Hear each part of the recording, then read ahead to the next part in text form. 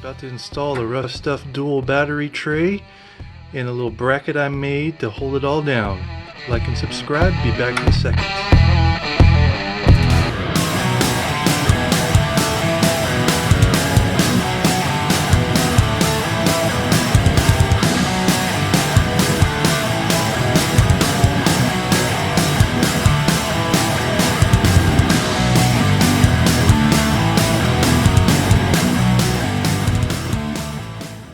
Okay, I've got my dual battery pulled out and I'm going to show you how I got this all set up. So what I've got is two Optimas. I got a red top for the starter and a yellow top for deep cycle. And then I just got done painting these. We got a RuffStuff dual battery hold down and then a little bracket that I got painted. So I'm going to get set up here and be right back.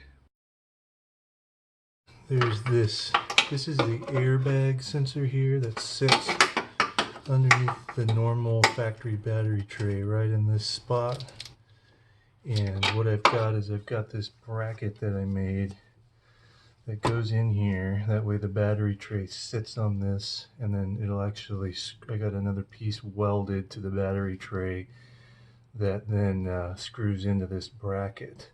So let's go ahead and get this installed now that I got it painted and everything. It's a little tricky. Let's put it down first.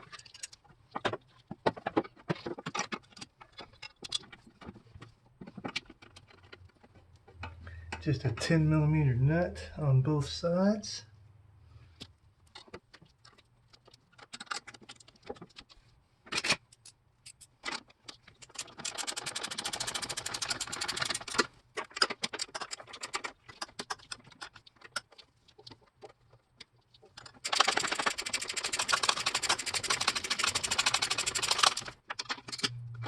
Okay, I don't have that completely tightened down yet.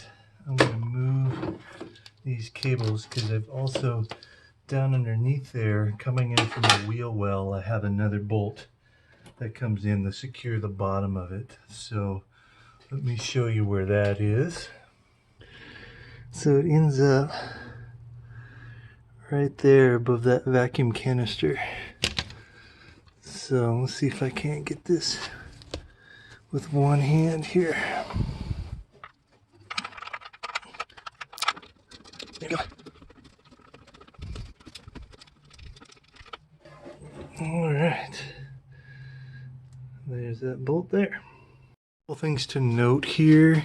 You can see I've cut the bracket that was holding the fuse box in, which, you know, this is still pretty steady. Not worried about it. And then also the fan shroud has to be cut, and you'll see once I have the box in there, it just sits right in there.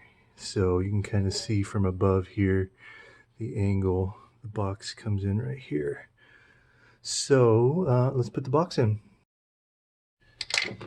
First thing, I got this plastic cover that I cut down. This was from, well, it's a plastic tray that was from the factory. Just cut the edges off. The old battery would sit in this and had rim to it. And so I just set this down to kind of protect the bottom of that tray.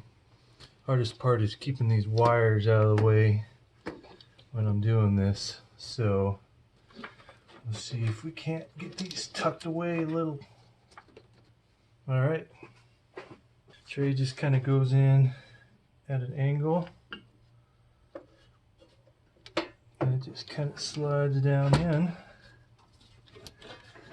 See, that helps. That piece of plastic helps it from rubbing. It doesn't rub the paint off. I thought about putting a piece of plastic under this section here that I got the bracket on, but I don't think it's necessary, honestly. Got these 17mm bolts. They're M12 1.5, I believe, is the thread pitch on those. I kind of want to put a washer on them, but looked a little bit and I just don't have a washer and I'm not too concerned about it. Let me grab the other bolt here.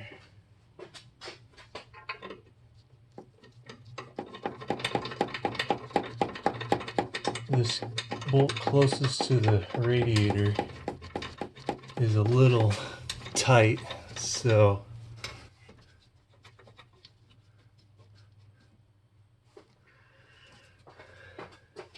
I end up having to use a stubby wrench on it. I know you guys probably can't see me screwing these in, but that's fine.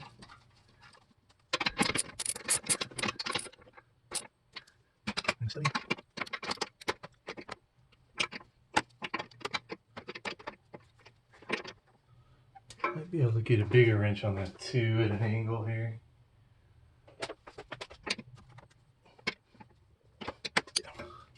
So you can see that's not going anywhere. Once those batteries are in there, that doesn't move at all. I always worry about this thing hitting my headlight. I don't know if you can see that. See that? That's pretty tight, but I don't worry too much about it rubbing. Let's get the batteries put in. First one is the Deep Cycle Yellow Optima. Just kind of whittles in. Gotta make sure it's not sitting on any cables or anything down in there. That looks good. And the starting battery, again, just slides in. Nice, like it was meant to be there. And then the worst part is getting these brackets on.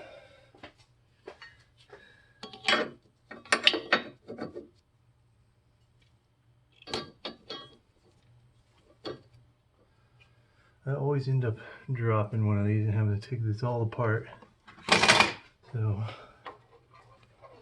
see if it's the same thing today.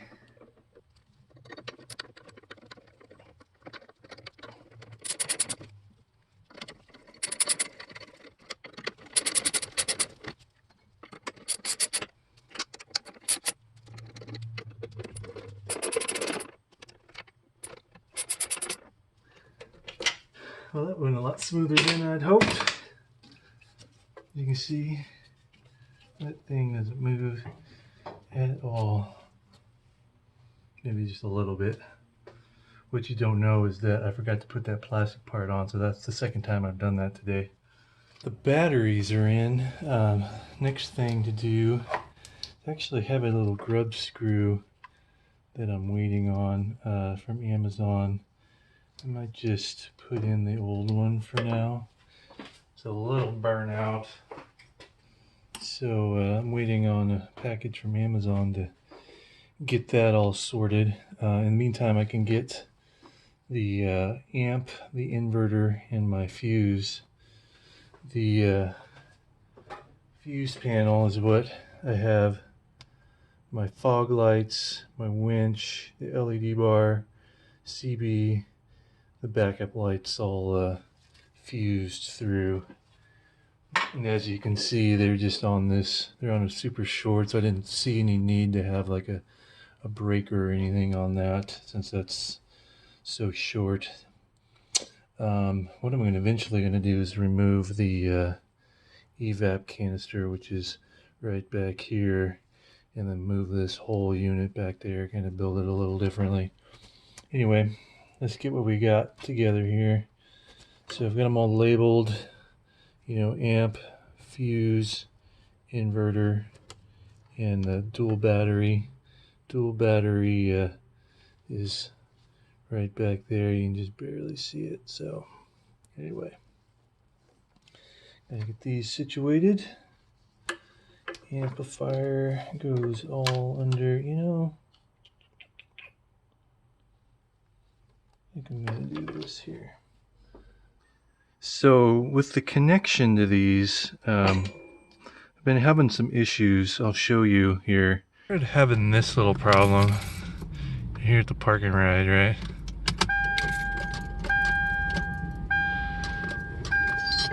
Nothing, right?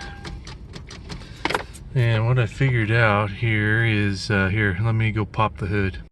My starter wire sometimes kind of jiggles loose.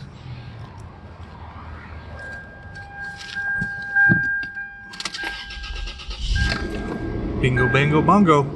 That's what the problem has been, because these connections, you know, they really need to have a ferrule in there on the wire. And so I've been having I had an issue with my starter for a while that I ended up buying a new starter thinking it was the actual starter that was the problem. But it actually was the connection in here. And so with these ferrules, you know, you put these on the wire like so, and then they end up getting crimped when you put the screw, the set screw down on these.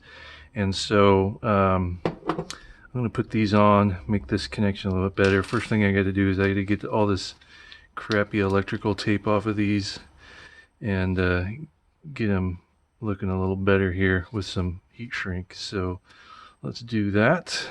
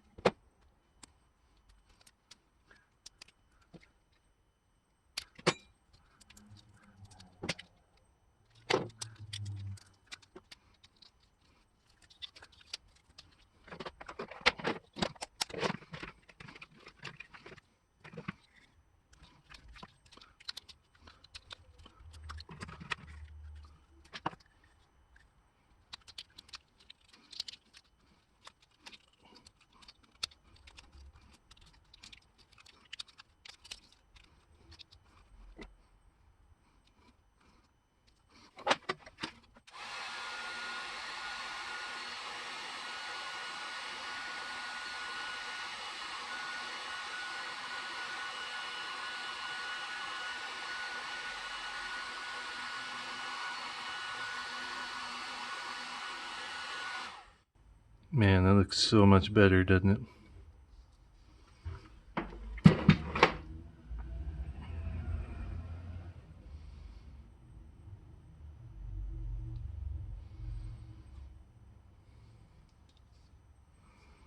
Okay, just gotta do a couple more of those.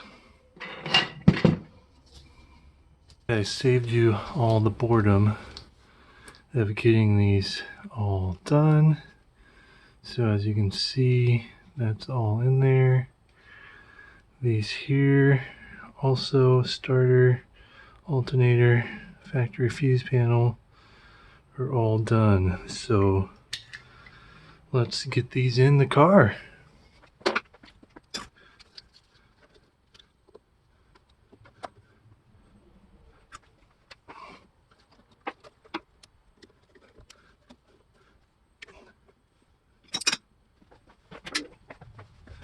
Tap, tap, tap.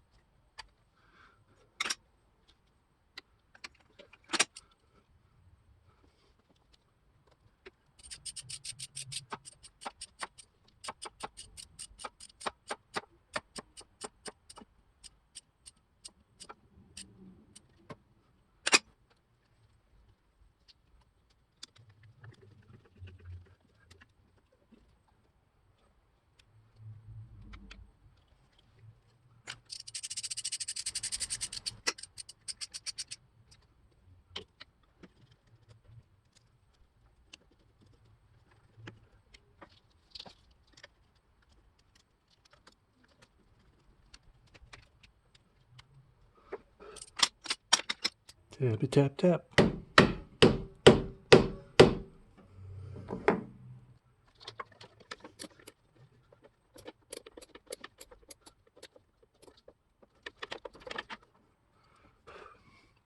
Now let me just reset and I'll show you the negative down here.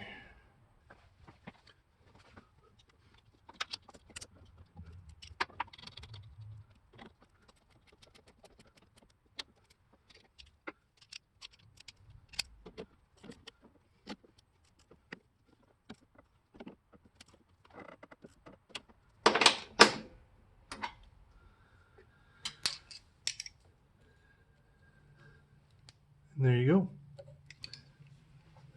Let me give you a little tour.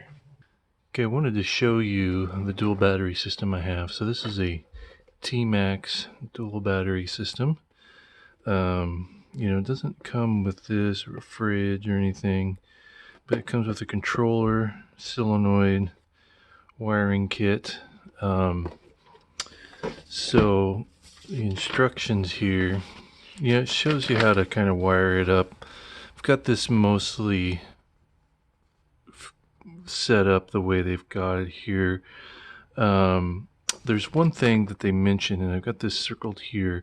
You know, for an emergency, cut the green wire leading to the solenoid so that the remaining length long enough to hit negative on one of the batteries, and that will, you know, clack the solenoid over.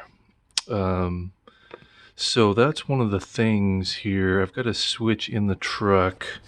Here's the wiring diagram I have set up for this, and so you can see here the green wire.